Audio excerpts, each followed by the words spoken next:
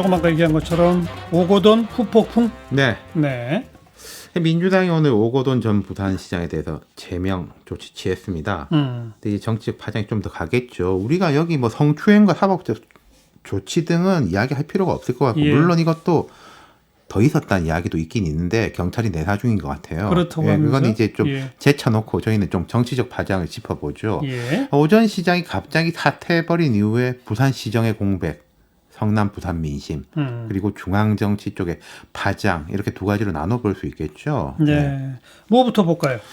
지금 민주당이 뭐 무공천해야 된다 이런 이야기 있지 않습니까? 그 논란이죠. 예, 결국 예. 이 정치적 책임하고 연계되는 건데, 민주당의 이 당헌 96조 2항 이게 2015년에 정해진 건데, 이런 게 있어요. 당 소속 선출직 공직자가 부정부패 사건 등 중대한 잘못으로 그 직위를 상실해 재보궐선거를 실시하게 된 경우에는 해당 선거구에 후보자를 추천하지 않는다. 이게 네. 규정도 있어요. 딱 이번 경우네요. 그렇죠. 그럼 이제 안희정 전 지사 사건은 어떻게 되는 거냐? 2018년에 이 성폭행 돼서 사퇴했죠. 근데 여기는 뭐 재보궐선거를 한 게 아니라 그냥 그 지방선거를 했거든요. 그렇죠, 그렇죠. 그러니까 충남지사를 후보를 냈고 또 민주당에서 당선이 됐어요. 예, 예. 그럼 이제 이번은 재보궐선거가 되는 거 아니냐 이거죠. 그렇죠. 예. 다른 당들은 압박을 하고 있습니다. 정의당 김종민 부대표는 민주당이 명확한 입장을 내놓지 않고 있지만은 이런 후보를 공천한 책임을 지는 게 민주당의 당헌당규 정신이다. 네. 이렇게 말을 했고, 심재철 통합당 대표 권한대행도 어제 뭐 민주당이 이제 당헌을 이야기하면서 뻔뻔스러움이 극에 달한 민주당은 빠져나갈 공리부터 시작했다 이렇게 말했거든요. 빠져나갈 국리부터 시작했다. 예. 민주당의 대변인이 이건 좀 뭐 봐야 되고 뭐라고 현재로선 판단할 수 없고 뭐 이런 식으로 말을 한 게 있어요. 그래요? 그러니까 한마디로 말해서 내년에 4월에 선거인데 지금 이걸 거론할 계제가 아니다. 그리고 재보궐. 예, 네. 이해찬 대표의 임기도 올 여름까지거든요. 그렇죠. 그럼 이게 한참 뒤인 일이니까, 물론 이제 공식적인 이야기는 이런 겁니다. 성추행에 대한 반성과 직접적 후속 조치가 우선이지 정치적 계산을 할 때가 아니다. 근데 야당이 공격하는 것도 정치적 계산이 있는 거고, 여당이 이렇게 좀 애매하게 나가는 것도 정치적 계산이 다 있는 거겠죠. 네. 물론 내년에 선거가 다시 다가오면은 말이 나올 겁니다. 그리고 내년에 이제 4월 7일에 재보선인데 바로 이 일이 터진 날 아니에요.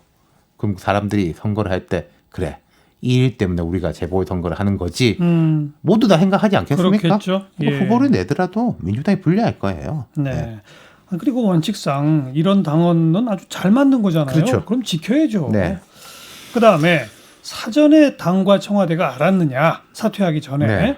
이게 또 쟁점이죠. 그렇죠. 청와대는 지금 이 사안에 대해서 뭐라고 입장을 밝힌 적이 없습니다.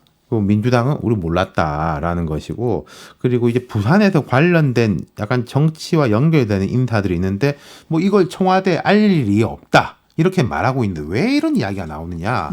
오전 시장이 사건 발생 직후 피해자하고 함께 총선 후 사과 사퇴 공증한 곳이 법무법인 부산이에요. 예. 그 부산 성폭행 상담소 측에서는 보통 우리가 공증하는 데가 두 군데 있는데 그 중에 한 군데인 뭐 법무법인 부산을 추천했다 이렇게 이야기하고 있어요. 근데 이 부산이라는 곳이 이 로펌 부산이 네. 문 대통령하고 노무현 전 대통령이 설립한 곳이고, 그러니까요. 현재 대표 변호사는 고 노무현 전 대통령의 조카 사위인데 이분이 이제 또 오거돈 부산시장 후보 때 인재영입위원장을 했다. 예, 그리고 예. 여기 파트너인 김외숙 변호사가 법제처장을 거쳐가지고 현재 청와대 인사수석 비서관이거든요. 네. 아주 가까운 곳이에요. 말씀드리자면은. 그러네요. 그러니까 통합당에서는 청와대하고 민주당이 이 몰랐다는 말을 믿을 국민이 있겠냐 이런 식의 관계인데 예. 말 안 했겠냐. 심 원내대표는 정재성 변호사는 오거돈 캠프 인재영입위원장이었고, 사건이 터지고 마무리에 나온 오전 시장 측근, 이게 보도로도 부산시 정책수석 보좌관이 이제 그 협의를 진행했다 이런 보도가 있었는데 예. 이분이 부산시 가기 전에 청와대 행정관이었거든요. 이 정도면은 야당이 저는 공세를 펼 수는 있다고 생각을 해요. 그러네요. 하지만 난제가 있죠. 어떤 두 난제? 가지인데, 일단 다 정황 증거죠. 그리고 지금 피해자가 제일 중요한데 피해자는 문제 삼지 않잖아요. 그렇죠. 이런 공증 절차라든지 총선 후 사퇴 등에 대해서 문제를 제기하지 않고 있습니다. 만약 예. 피해자가 이렇게 나서면은 뭐 정말로 야당 입장에서는 더 세게 할 수 있는 것인데 오히려 피해자 쪽은 어떤 식으로든지 정치적 해석이나 이용을 반대한다 이런 입장을 밝힌 바 있기 때문에 예. 통합당도 제가 볼 때는 뭐 나름대로 조심하고 있는데 어떤 좀 선을 넘는다? 그럼 역풍이 확 불 거예요. 이 자가의 프레임에 알겠어요. 들어갈 수 있죠. 네. 민주당은 이 건에 대해서는 왈가왈부하지 않고 있고요. 당장 부산 시정의 공백 따라서 맞습니다. 부산 민심 나빠지는 거 이게 더 중요하죠. 그렇죠. 오 시장 사퇴하면서 정무직들이 자동 면직되는데 이 성추행 건에 대해서 피해자하고 논의한 사람들도 다 나갔어요. 제대로 인수인계가 안 됐다 이런 이야기들도 들리고 남아있는 공무원들은 아니 이거는 우리가 뭐 뒤치다거리만 하냐 이렇게 불만들이 있고요. 그리고 그 오전 시장 재임 때 임용된 개방형 지휘 공무원, 예. 산하기관 인사 이런 게 있습니다. 예. 그러니까 이런 쪽이 이제 말하자면 집권하면 싹 들어오고 싹 나가고 그러는 데 아니겠습니까? 그렇죠. 그러니까 개방형으로 들어온 공무원들이 법적으로는 임기가 있는데 오고돈 전 시장이 나갔는데 같이 나가야 되는 거 아니냐 뭐 이런 논란이 있다는 거죠. 네. 그리고 부산시의 산하 출자 출연 기간 25곳에도 한 고위직이 50명 정도 된다. 예, 이런 건 이제 계속 부산에서 논란거리가 되는 그렇겠군요. 거죠. 예. 뉴스사이다였어요.